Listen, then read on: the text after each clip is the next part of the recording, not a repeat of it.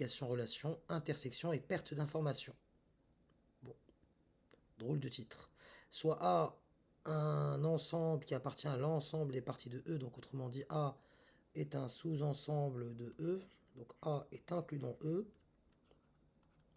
On définit l'application U de A, qui consiste à faire quoi? Elle va de P de E vers P de E, elle va prendre un élément dans P de E et lui associer l'intersection de cet élément avec un certain élément A, qui appartient justement, qui est inclus justement dans E.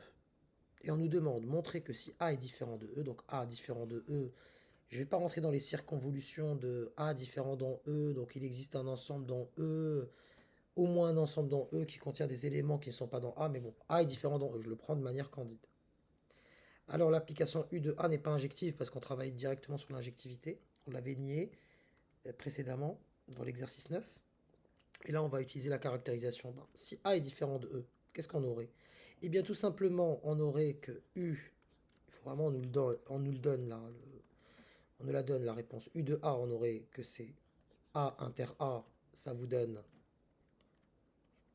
A, et U de E, ça vous donne E inter A, qui est aussi A. Et qu'est-ce qui pose problème ici?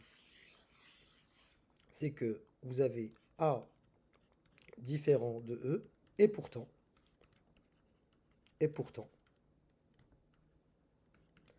U de A égale à U de E.